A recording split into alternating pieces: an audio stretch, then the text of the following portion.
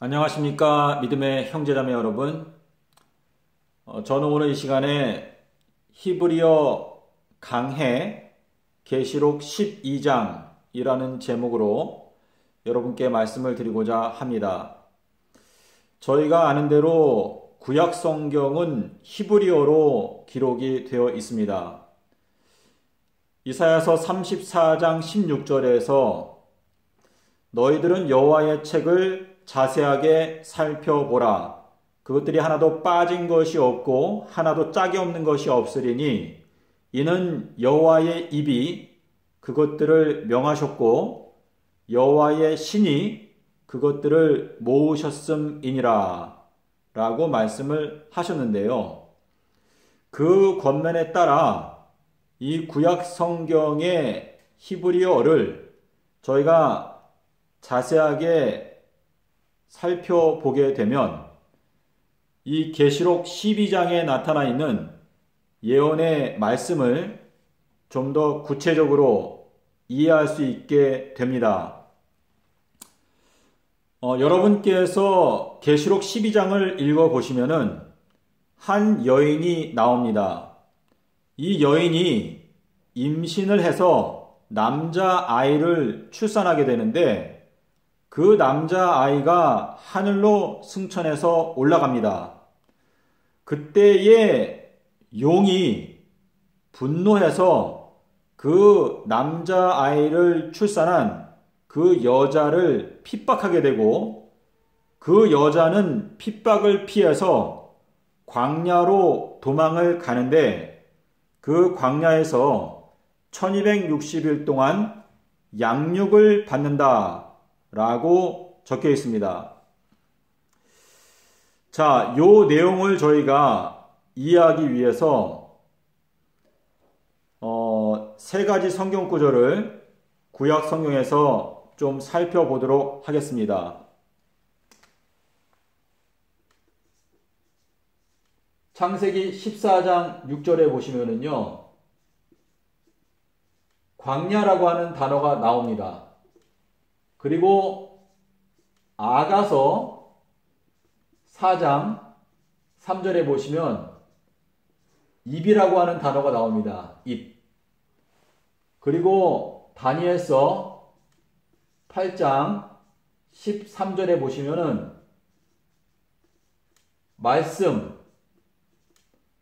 말씀하다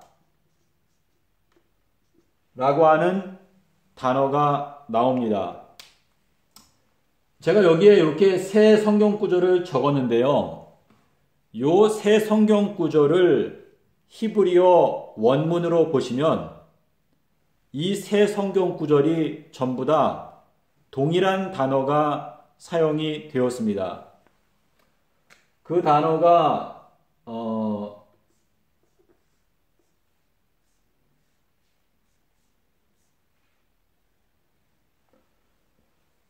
오른쪽부터 왼쪽으로 읽죠. 그래서 미드바르, 한글로 적으면은 미드바르.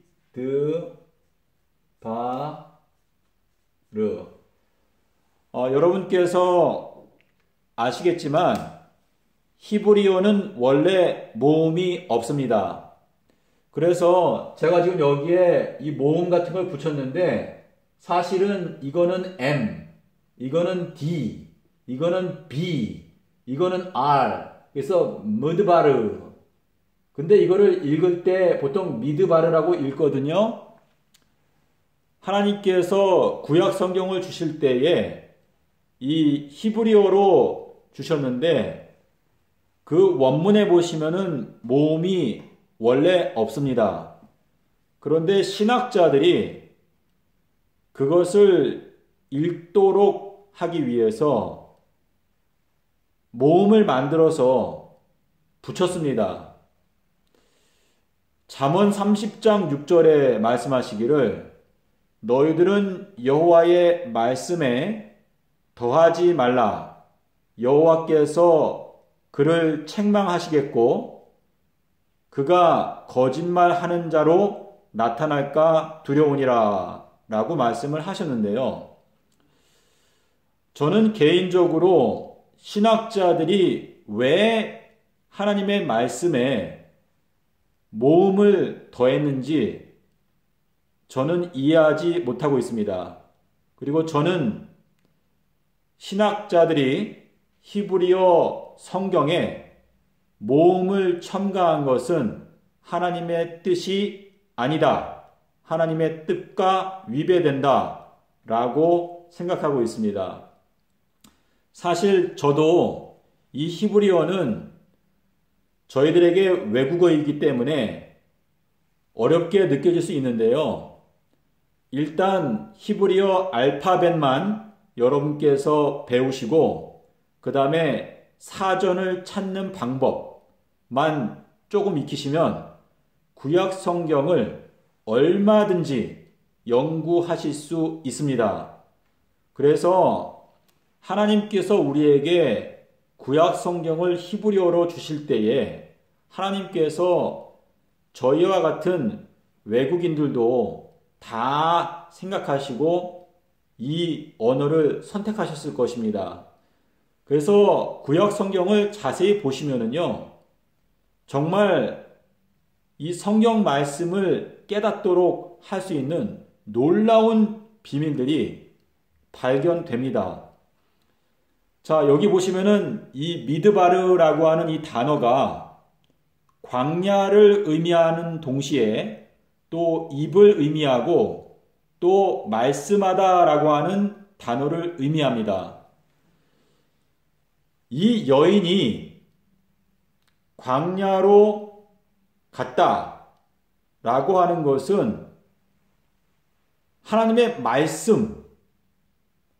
말씀을 듣는 그 상태, 그래서 양육을 받는다. 광야라고 하는 단어가 하나님의 말씀이라고 하는 단어와 동일한 단어이기 때문에 여인이 광야에서 양육을 받는다라고 하는 것은 1260일 동안의 말씀으로 말미암아 교육을 받는다라고 하는 의미가 되는 것입니다. 그런데 뱀이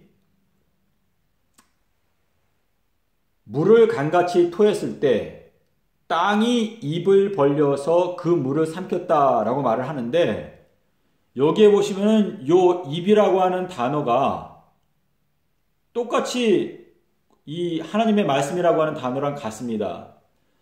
그러므로 이 물이라고 하는 것은 많은 백성과 열국을 말한다.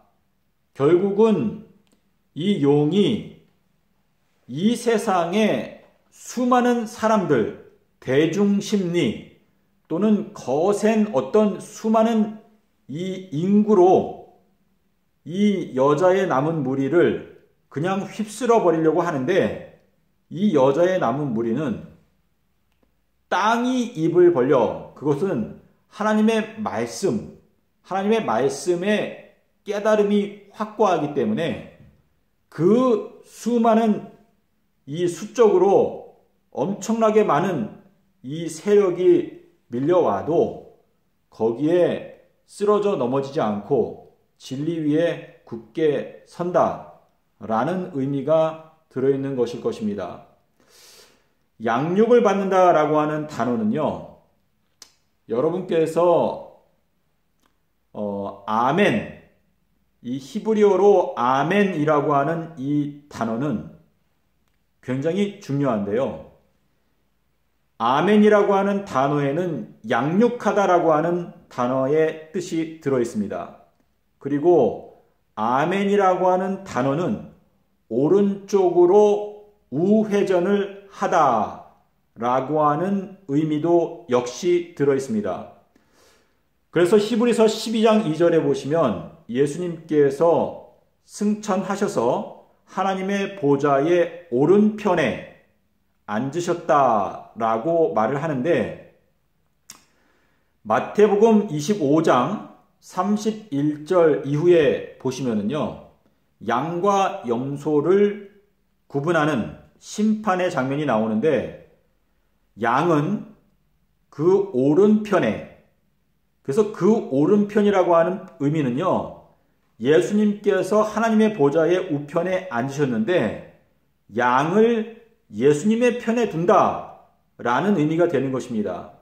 그래서 오른편에 있는 자들은 아멘, 아멘이신 예수님의 음성을 듣는 자들이고 왼편에 있는 자들은 염소라고 그랬죠. 그래서 그 사람들은 멸망의 자식이 된다 라는 의미가 되겠습니다. 제가 짧게 영상을 마치겠는데요. 제가 여러분께 저희가 이 말세에 성경 연구하는 방법을 좀 터득을 해야 합니다. 저희가 이 히브리어나 헬라어를 배우는 것은 저희 모국어가 아니기 때문에 쉽지 않습니다. 그럼에도 불구하고 저희가 히브리어와 헬라어를 충분히 공부할 수 있도록 하나님께서 현재 인터넷이나 컴퓨터나 또 사전이나 또 성구사전, 성경사전, 지도 이러한 모든 것들을 하나님께서 다 준비해 놓으셨습니다. 그러므로 저희가 마음만 먹는다면 저희가 이 성경을 연구하고 그 속에 있는 보화들을 저희들이 캐서 이 모든 믿음의 형제 자매들과 함께 나눔으로 하나님의 이 밝은 빛이 온 세상에 비출 수 있도록 할 수 있습니다. 여러분께서 저도 히브리어를 이제 옛날에 대학교 다닐 때 배웠지만은 다 이제 잊어버리고 요즘 제가 다시 공부를 하는데요. 이 구약 성경의 히브리어 단어를 여러 용례들을 다 살펴보다 보면은 그 용례들 속에서 하나님께서 깨우침을 주시는 것을 제가 경험하고 있습니다. 이 계시록에 나타나 있는 여러 상징적인 언어들을 저희가 깨닫기 위해서 구약 성경의 히브리어 단어들을 이 원어 성경으로 비교해서 살펴보면 문제가 풀리는 것을 제가 경험을 하였습니다. 제가 다른 영상에서도 말씀드렸는데요. 잠언 7장 20절에서 남편께서는 보름달이 뜰 때 돌아오신다 라고 기록이 되어 있습니다. 근데 거기에 나타나 있는 그 보름달이라고 하는 그 단어는 에스겔 1장 26절에서 하나님의 보호자라고 하는 단어와 동일한 단어입니다.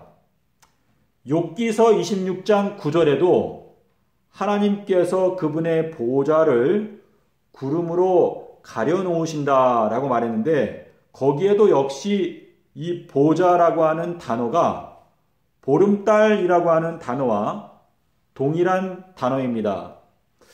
마태복음 25장 31절에 인자가 그 수많은 천사들과 함께 영광 중에 올 때에 자기의 영광의 보좌에 앉으리니 라고 되어 있는데 그 보좌에 앉으시는 그 날이 바로 보름달이 뜨는 날이다 라는 것을 말씀하신 것입니다. 그래서 잠언 7장 20절에서 남편께서 보름달이 뜰 때 오신다. 근데 그 보름달이 하나님의 보좌를 나타내는데 예수님께서 그 보좌에 앉으시는 것, 그것이 그 성경에 보면 인자라고 되어 있죠. 인자가 그 영광의 보좌에 앉게 되는 것이 바로 보름달이 뜰 때 앉으신다 라는 것을 마태복음 25장 31절에서 또 마태복음 19장 28절일 것입니다. 거기에도 나오는데요. 제가 잠깐 적어보겠습니다. 잠언 7장 20절 그리고 에스겔 1장 26절에 여기에는 보좌가 나옵니다. 보좌. 하나님의 보좌. 근데 이 보좌 위에 아담과 같은 분이 앉아 계시다. 사람 같은 분이 앉아 계시다. 사람의 모양. 빌립보서에 보면 예수님께서 사람의 모양으로 나타나셨음에 라고 기록이 되어 있는데요. 에스겔 1장 26절에도 사람의 모양이라고 되어 있습니다. 그래서 이 에스겔 1장 26절에 보좌라고 하는 단어가 있고 잠언 7장 20절에 보시면은 보름달이라는 단어가 있습니다. 근데 요 두 단어에 사용된 히브리어 단어는 똑같습니다.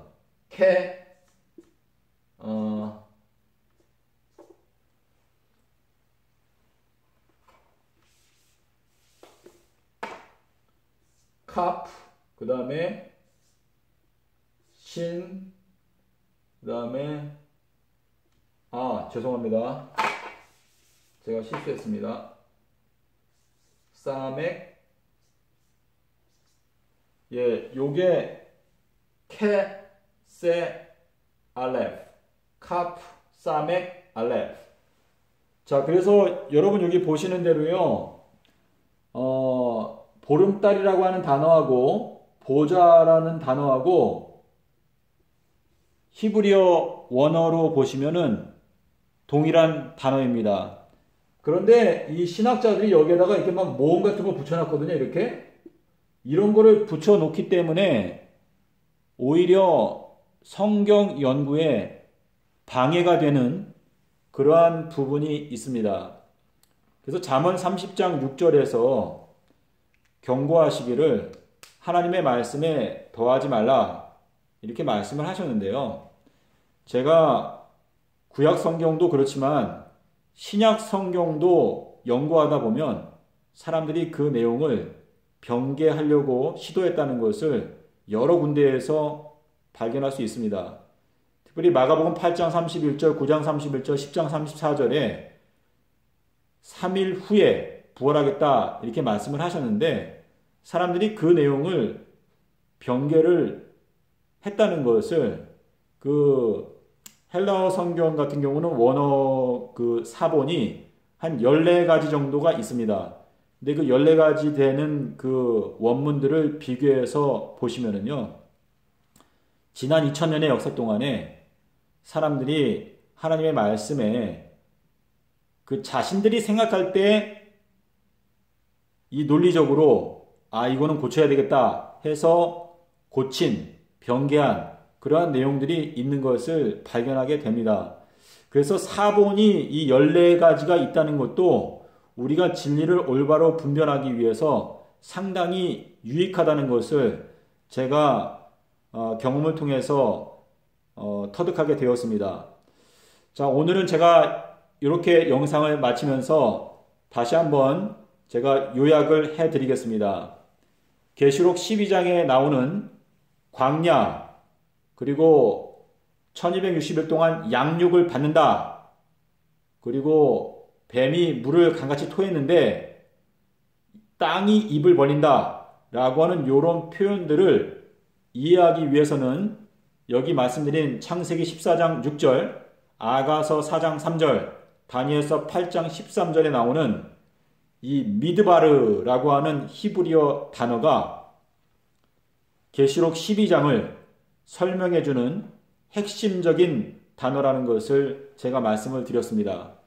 그리고 잠언 7장 20절에서 남편께서 보름달이 뜰 때 돌아오신다 라고 하는 의미는 예수님께서 보름달이 뜨는 날 하나님의 그 구름을 타고 보좌에 앉으신 상태에서 이 지구에 재림하신다 라는 의미가 거기에 들어있다는 것을 제가 말씀을 드렸습니다. 부디 여러분의 생애 가운데서 이 계시록의 말씀을 좀 더 구체적으로 이해하심으로 영적으로 깨어있고 또한 빛의 자녀로 부름을 받게 되는 여러분이 되시기를 기원합니다. 감사합니다.